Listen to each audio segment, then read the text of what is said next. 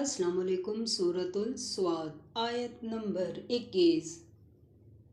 औज़ु बिल्लाहि मिनश शैतानिर रजीम।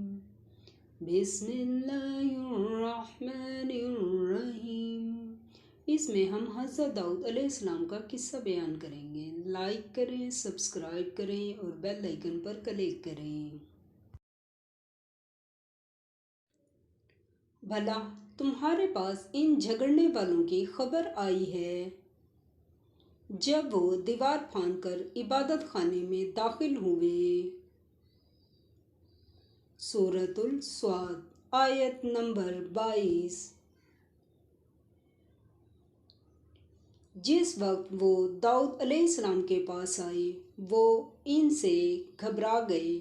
उन्होंने कहा, खौफ न कीजिए, हम दोनों का एक मुकदमा है कि हम में से एक ने दूसरे पर ज्यादती की है,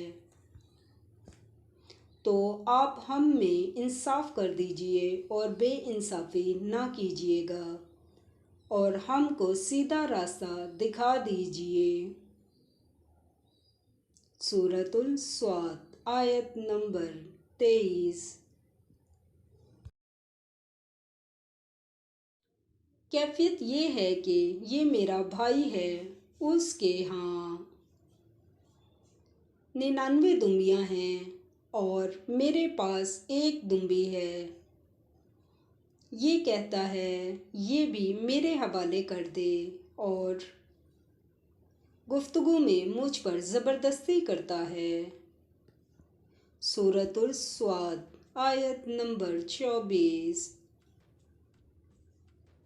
उन्होंने कहा कि ये जो तेरी दुम्बी मांगता है कि अपनी दुम्बियों में मिला ले, बेशक तुझ पर जुल्म करता है और अक्सर शरीक एक दूसरे पर ज्यादती ही किया करते हैं।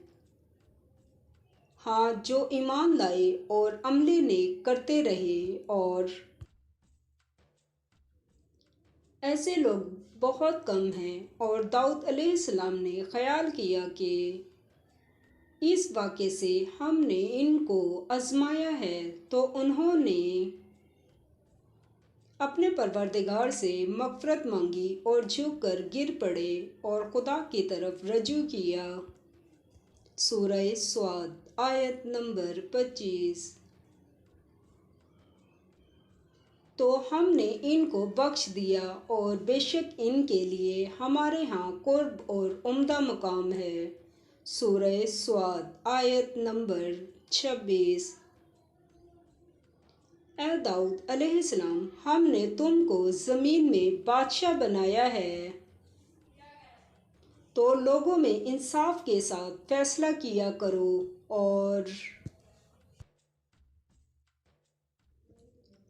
ख्वाहिश की पैरवी न करना कि वो तुम्हें खुदा के रास्ते से भटका देगी। जो लोग खुदा के रास्ते से भटकते हैं उनके लिए सख्त अजाब तैयार है कि उन्होंने हिसाब के दिन को भुला दिया।